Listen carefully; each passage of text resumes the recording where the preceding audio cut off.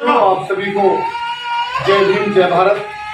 संसार में जन्मे तमाम वो महापुरुष जिन्होंने मानवता के लिए काम किया, जिन्होंने अपने पढ़ाई के बीच के अंतर को कम किया और जिन्होंने करुणा, मैत्री, भाईचारे के आधार पर अपना संघर्ष किया, मैं तमाम उन महापुरुषों को कोटि कोटि नमन करता हूँ। मेरे यहाँ आने का मुख्य कारण यह है कि देश बदलाव की कगार पर खड़ा है और जो बहुजन राजनीति है वो हाशिए पर है। हम एकदम जीरो हो गए हैं राजनीति में, हमारा कहीं कोई दखल रहा नहीं है और सामाजिक क्रांति के बगैर राजनीतिक क्रांति अर्थहीन है। जब तक समाज जागरूक नहीं होगा, जब तक समाज को अपने इतिहास, अपनी संस्कृति, अपनी सभ्यता का पता नहीं लगेगा, जब तक उसकी असली पहचान का पता नहीं लगेगा, तब तक ये समाज यूनाइट नहीं होगा और जो समाज संगठित नहीं होगा वो शासक नहीं बन सकता। आप एक बात समझ लें कि ये देश हमारा है। मैं शॉर्ट में कहना चाहता हूँ, इस देश के असली जो वारिस हैं, जो मालिक है, वो हम हैं और वारिस होने के नाते इस देश की जिम्मेदारी हमारी सबसे अधिक बन जाती है, क्योंकि परिवार आपका है तो जिम्मेदारी तो आप ही की है और ये देश हमारा है तो इसको हर चीज से भय मुक्त कराना, आतंक मुक्त कराना, बेरोजगार मुक्त कराना, ये सारी जिम्मेदारी हमारी बन जाती है और खासतौर से इसलिए भी बन जाती है कि हम डॉक्टर बाबा साहब अम्बेडकर के वंशज हैं। हमारे आदर्श हैं बाबा साहब अम्बेडकर, हमारे आदर्श हैं तथागत गौतम बुद्ध, हमारे आदर्श है फूले और हमारे आदर्श है माननीय काशीराम साहब।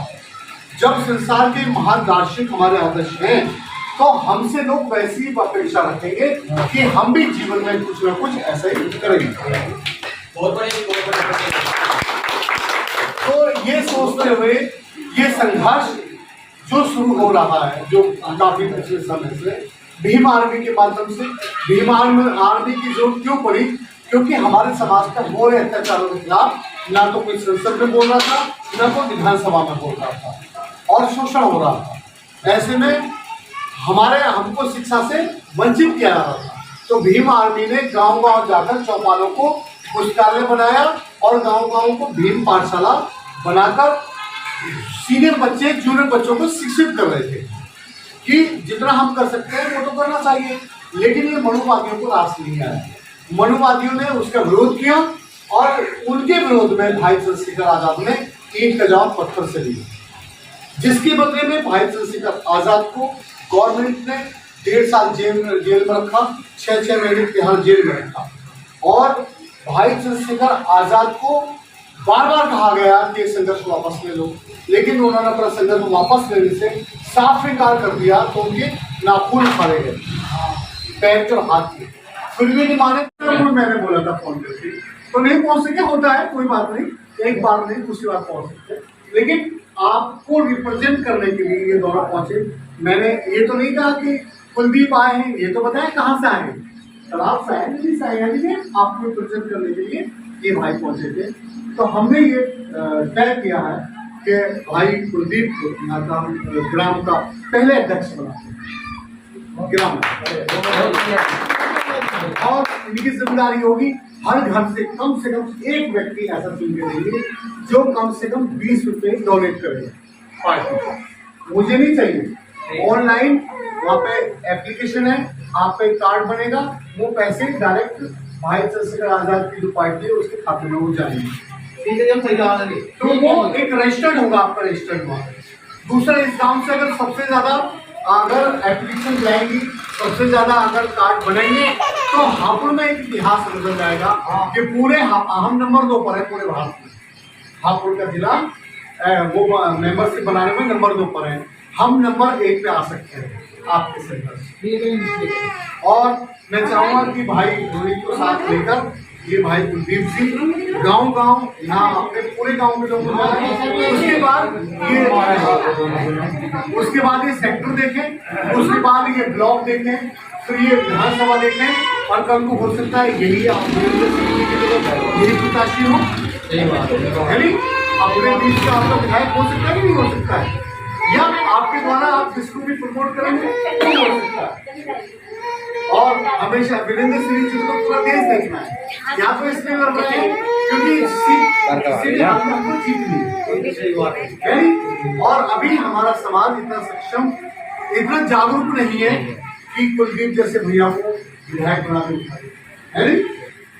लेकिन जब जागरूक हो जाएंगे, जैसे बसपा में लोग जागरूक हुए थे तो केवल आदमी पर्चा भर के आ गया, लोगों ने बोला भाई प्रत्याशी ना मिलना, तू ही भर ले पर्चा, मैं कहाँ से भरूंगा, पैसे थोड़ी मेरे पास में। तो लोगों ने चंदा इकट्ठा करके पर्चा भरवा दिया और वो प्रचार को जाए नहीं, साइकिल पर था, जाए तो कहाँ जाए, 200-250 गाँव। तो अब वो अपनी वोटिंग देखने को भी नहीं गया, घर में सोता रहा, चंदा चाल के मैं तो नहीं जीत रहा हूँ। लेकिन जब जीत गए तो घर के बाहर भीड़, और विधायक जी बाहर निकलो, काय को मजाक कर रहे हो ना लोगों ने वाला में, भैया इतना तो बेवकूफ मत बनाओ, लोगों तुम जीत गए, विधायक बन गए। काशीराम साहब जी की जब लहर चली तो गरीब लोग, हम जैसे लोग विधायक, तो ये समय परिवर्तनशील है, समय बदलता रहता है। और अब बहन मायावती जी की जो पार्टी है उसे आप खत्म मान लें, कन्फर्म, क्योंकि हो सकता है कि 1-2 साल में कोई व्यक्ति भी तुम्हारे बीच में ना आया है, तो आया है। आप देखो जहां भी कहीं संघर्ष कर रहे हैं पूरे देश में, भीम आर्मी, आजाद समाज पार्टी के लोग संघर्ष कर रहे हैं, और पूरे देश में कहीं भी कोई घटना घट रही है, कोई एक्शन में है, तो जो एक्शन में रहेगा, जो ड्यूटी निभाएगा, पगार उसे तो मिलेगी, पगार उसे तो मिलेगी। तो 2027 हमारे पास में है, और मैं चाहूंगा कि ये 2027 के पहले जिले में बड़ी भूमिका निभाए कुलदीप भैया। तो इस आशा विश्वास के साथ आप कभी 10-5 लोगों के साथ में आप ऑफिस आइए, हम आपको वहाँ से उसका पत्र आपको दिलवा देंगे जिलाध्यक्ष के माध्यम से, नहीं कोई दिन आप तय कर लें तो आ जाए। और गांव के ये भाई साहब आपको सब लोग डोनेट करेंगे, मैं बता रहा हूँ, सब लोग करेंगे। गांव के जितने निकास हैं, हर निकास पे एक बोर्ड लगवा दीजिए, आजाद समाज पार्टी और ग्राम अध्यक्ष कुलदीप जी और महासचिव और उपाध्यक्ष, ठीक है। और दूसरा, पार्टी को फुल टाइम डोनेट करना पड़ेगा, जो पद पर रहेगा अध्यक्ष और महासचिव और उपाध्यक्ष, इन तीनों को कम से कम 1,000 रुपये की पर्ची कटवानी पड़ेगी।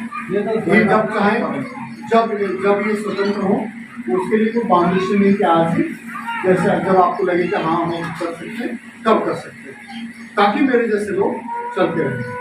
एक बहुत बढ़िया हाथ उठा के समर्थन दीजिए। कुलदीप भाई,